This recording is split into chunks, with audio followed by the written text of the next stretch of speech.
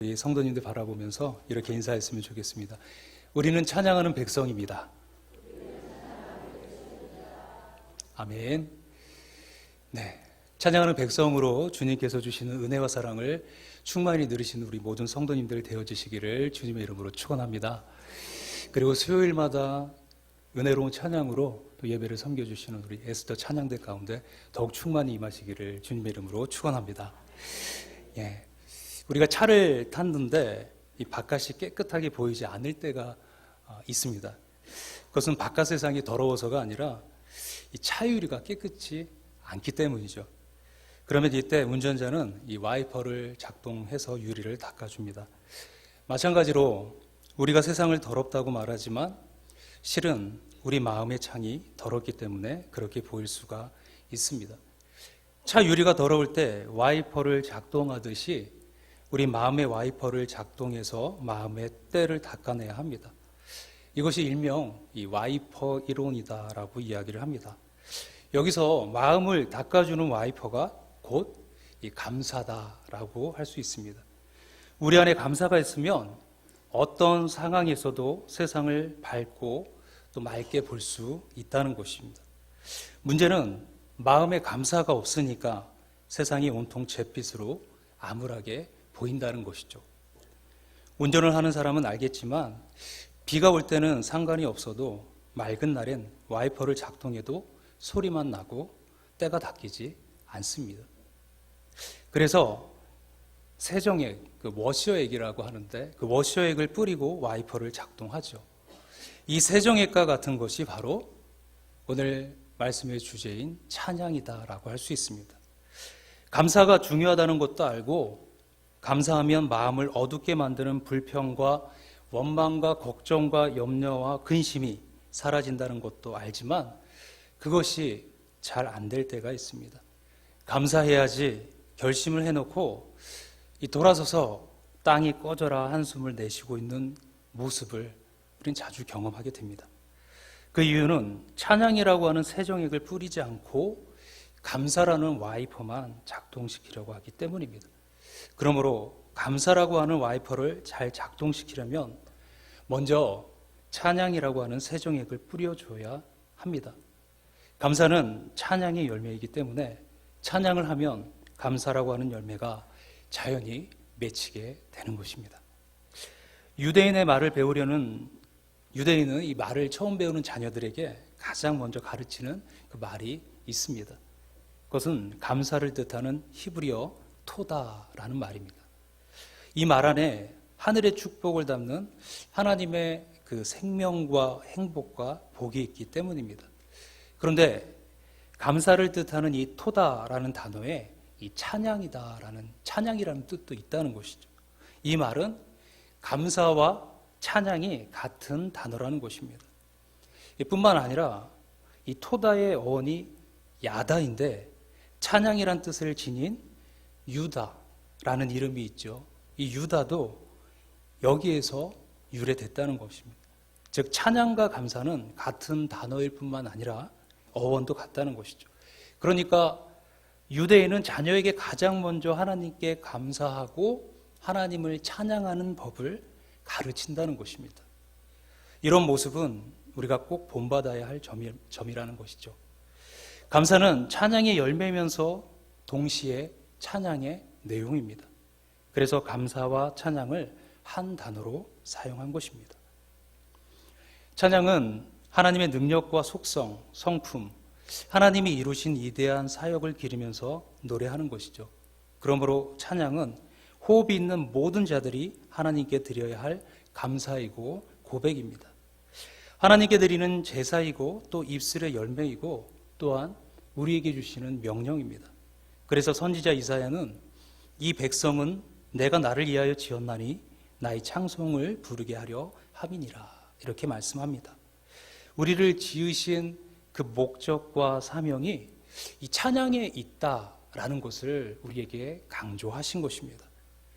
오늘 본문의 말씀은 구원받은 신자, 성도의 생활에 대한 말씀들을 이야기하면서 나오는 본문입니다. 신자는 술 대신 성령으로 충만하고 세상의 노래 대신 찬양을 드리라는 것이죠. 찬양은 성령으로 충만한 삶의 모습이고 동시에 성령으로 충만하게 되는 방법인 것을 이야기해 줍니다. 시와 찬송과 신령한 노래들로 서로 화답하며 너희의 마음으로 주께 노래하며 찬송하며, 여기 시와 찬송과 신령한 노래들에 대한 이 해석이 여러 가지가 있는 것을 우리는 보게 됩니다. 어떤 사람들은 이것은 이 찬양의 종류로 해석하고 있습니다. 시는 시편 찬양, 찬송은 찬송가, 신령한 노래들은 이 복음성가라는 것입니다. 우리 성도님들은 어떠십니까? 그래서 예배 시간에는 시편 찬양과 우리가 찬송가로만 제한해서 사용해야 한다, 이렇게 주장합니다. 많이 들었던 이야기죠. 그렇지만 이것은 좀 잘못된 해석입니다. 초대교회 시절에는 찬송가와 복음성가가 없었기 때문이죠. 또한 어떤 이들은 시편 찬양에 대한 다양한 표현이라고 해석하면서 이 사람들 역시 예배 찬송으로는 시편 찬양만을 불러야 한다, 이렇게 주장하기도 합니다.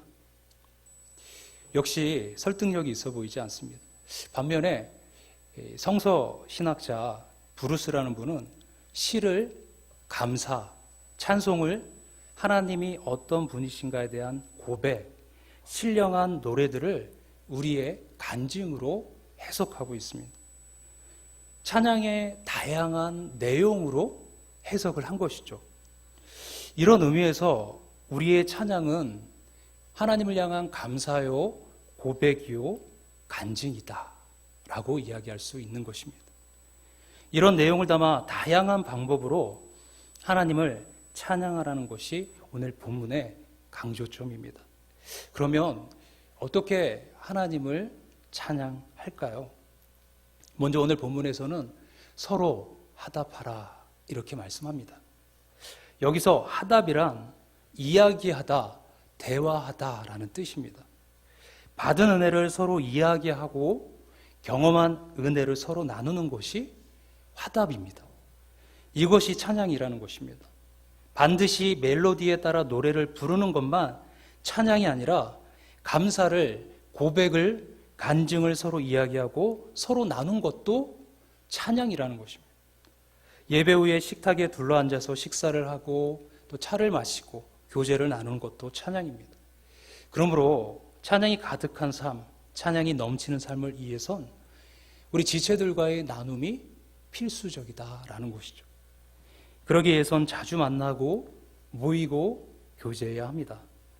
시편 기자가 형제의 동거함이 아름답다고 선언한 이유가 바로 여기에 있습니다. 그 자체가 아름다운 찬양이 되기 때문입니다.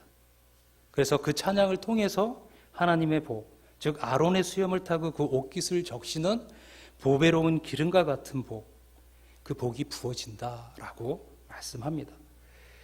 어떤 하답은 서로 노래하다라는 뜻이죠. 함께 찬양하는 것입니다.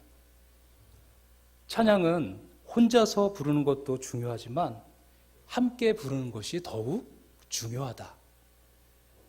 특히 찬양에서는 일방적으로 어느 한 편만 찬양을 하고 다른 편은 듣고 있는 것은 바람직하지 않습니다. 찬양은 감상의 대상이 아닙니다. 찬양은 누군가에게 보여주기 위한 공연이 아니라 하나님께 드려지는 제사이기 때문인 것입니다. 두 번째로 찬송하는 것입니다. 이 찬송을 이 영어 성경에서는 메이킹 멜로디로 번역하고 있습니다. 이것을 두 가지로 해석을 할 수가 있습니다. 하나는 멜로디를 만들어서 찬양하는 것을 의미합니다. 다른 하나는 악기를 동반한 찬양입니다. 이것은 우리가 생각하는 일반적인 찬양의 방법이기도 합니다. 찬양은 멜로디에 따라서 목소리뿐만 아니라 각종 악기를 동반해서 드려야 합니다. 그래서 시편 150편은 각종 악기를 동원해서 찬양할 것을 촉구하고 있습니다. 그래서 오늘 찬양을 너무 힘있게 아름답게 은혜롭게 잘 해주셨는데 또 트럼펫과 함께 나팔 소리가 울려 퍼지니까 더 웅장한 느낌을 주었던 것 같습니다. 시편 5편을 보면은 그 시편 말씀이 시작되기 전에 위에 파란색 글씨로 간하게 맞춘 노래 이렇게 나오거든요. 그러니까 시편 5편은 간악악기, 트럼펫 같은 악기를 불면서 부르는 찬양이라는 것이죠.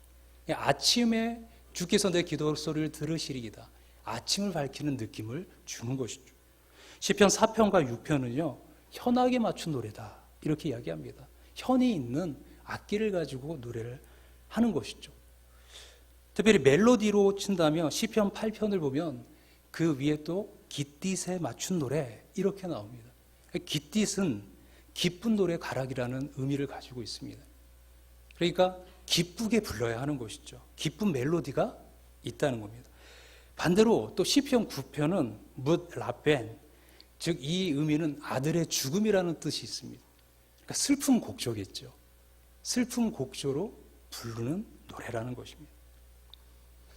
그에도 손뼉을 치고 발을 구르고 춤을 추면서 우리 모든 것을 통해서 하나님께 찬양을 드리라. 시편 기자는 그렇게 이야기합니다. 하나님은 그렇게 찬양받으시기에 합당한 분이시기 때문입니다. 사실 우리가 하나님을 찬양하는데 어떤 제한이 있을 수 없고 제한을 둘 필요도 없습니다. 그러므로 찬양은 누구든지 모든 방법을 동원하여 모든 상황에서 드려야 합니다. 이렇게 찬양하는 사람들에게 찬양은 주님의 축복의 통로가 되어집니다. 세 번째로 마음으로 부르는 것이다. 이렇게 말씀합니다. 이것은 찬양을 드리는 가장 중요한 방법이죠. 형식에 있어서는 찬양이나 일반 노래의 차이점은 거의 없습니다. 하지만 내용에 있어서는 전혀 다릅니다. 앞에서 말씀드렸듯이 찬양은 하나님의 능력과 그 속성, 성품, 하나님이 이루신 이대한 사역을 기리면서 노래하는 것입니다. 초점이 하나님께 맞춰진 노래가 찬양입니다. 이런 찬양의 특징을 가장 잘 나타내주는 방법이 바로 마음으로 찬양하는 것입니다. 일반 노래는 입술로 부를 수 있지만 찬양은 마음으로 드려야 합니다. 일반 노래는 음악적 기교나 가창력이 중요하지만 찬양은 영성이 더 중요합니다. 일반 노래는 자기 감정이나 기분이 중요하지만 찬양은 성령님의 은혜 안에서 성령님의 은혜의 저조 찬양해야 합니다. 그래서 본문과 비슷한 내용이 있는 골로새서는 여기에 감사하는 이라는 단어를 첨가하고 있습니다. 마음으로 찬양을 드린다는 것은 성령님의 은혜에 젖어서 전심으로 하나님께 찬양하는 것을 의미합니다. 온 마음과 뜻과 정성을 다하는 것이 하나님을 사랑하고 섬기는 방법이듯이 찬양도 이렇게 드려야 한다라는 것이죠. 찬양 역시 하나님을 사랑하고 섬기는 일이기 때문입니다. 하나님은 무엇보다도 마음을 보시는 분이십니다. 찬양도 마찬가지입니다. 때문에 하나님은 형식적인 입술이나 음악적인 기교로 부른 노래가 아닌 성령님의 은혜에 젖은 마음의 찬양을 기뻐하십니다. 마음과 정성을 다하고 감사하는 마음으로 드리는 찬양을 기뻐하십니다. 그러므로 우리가 찬양을 드릴 때 말씀을 묵상하고 기도로 준비하고 기도하는 마음으로 드려야 할 것입니다. 이렇게 찬양하는 사람에게 그 찬양을 드리는 곳에 주님의 축복이 임재가 임하는 것입니다. 여기에 화답하며 노래하며 찬송하며라는 단어들은 모두 계속적인 의미를 가지고 있습니다. 성경에 찬양하라는 말씀이 400회 이상 사용되고 있는데 대부분이 현재 이렇게 하라는 현재 명령형입니다. 이것은 항상 찬양하라는 것입니다. 즉 찬양을 생활화하라는 것이죠. 생활 속에서 불려지는 찬양이 되어야 한다는 겁니다. 신앙생활에서 찬양은 선택적인 것이 아니고 우리가 교회에 왔을 때만 드리는 특정 장소나 시간 혹은 사람들만 드리는 것도 아니라는 겁니다. 찬양은 누구든지 언제나 항상 하나님 앞에 드려야만 하는 것입니다. 그래서 다윗은 이렇게 고백하고 있습니다. 할렐루야, 내 영혼아 여호와를 찬양하라. 나의 생전의 여호와를 찬양하며 나의 평생의 하나님을 찬송하리로다. 살아있는 동안 끊임없이 찬양하며 살겠다는 결심입니다. 성도는 씨를 뿌릴 때나 거둘 때나 밤이나 낮이나 우리의 일생 언제 어디서나 하나님을 찬양해야 합니다. 찬양의 생활화, 이것 역시 찬양의 중요한 방법입니다. 어느 숲속에 넓은 호숫가에 많은 개구리들과 새들이 살고 있었다고 합니다. 그런데 어찌된 일인지 개구리들은 쉴 새 없이 제잘거리고 있는데 새들은 너도 나도 입을 다문 채 조용히 나무에만 앉아 있었습니다. 마침 그곳을 지나던 목동이 이 광경을 보고 새들에게 그 이유를 물었습니다. 새들이 이렇게 대답했다고 합니다. 저것 좀 들어보세요. 개구리들 소리가 저렇게 시끄러운데 우리가 아무리 예쁜 소리로 노래를 부른들 다른 사람들에게 들리기나 하겠어요? 그러자 목동이 이렇게 대답합니다. 바보들아, 그러니 너희들이 더 크게 노래를 불러야지. 너희들이 가만히 있으니까 개구리들의 소리가 더 시끄럽게 들리는 거야. 세상도, 회사도, 교회도, 가정도, 개인의 심령도 참으로 요란하고 시끄럽습니다. 이것은 개구리 울음소리를 불평하며 노래를 멈추고 있는 새들처럼 하나님께 대한 찬양을 쉬고 있기 때문입니다. 힘들수록, 어려울수록, 세상의 소리가 요란할수록 주님을 향한 우리의 찬양 소리를 더욱 높이시기를 바랍니다. 어떤 경우도 찬양을 멈추지 않고 더욱더 찬양의 볼륨을 높여서 열심히 주님을 찬양할 때 그 주님의 은혜와 임재를 그 어느 자리에서나 경험할 줄로 믿습니다. 그런 은혜의 자리 가운데 늘 나가시는 저와 우리 모든 성도님들 또 애쓰도 찬양대 되시기를 주님의 이름으로 축원합니다. 함께 기도하겠습니다. 살아계신 하나님 아버지 감사합니다. 우리의 입술을 벌려서 주님 앞에 찬양하기를 소망합니다. 서로 화답하며 서로 또 찬송하며 또 우리의 마음으로 주님 앞에 진정으로 드리는 찬양, 그래서 하나님을 기쁘시게 하며 그 찬양을 통하여 우리의 모습이 이 땅 가운데서 빛된 모습, 빛과 소금의 모습으로 나타날 수 있는 주의 자녀들 모두 되게 하여 주시옵소서. 감사드리며 거룩하신 우리 주 예수님의 이름으로 기도합니다.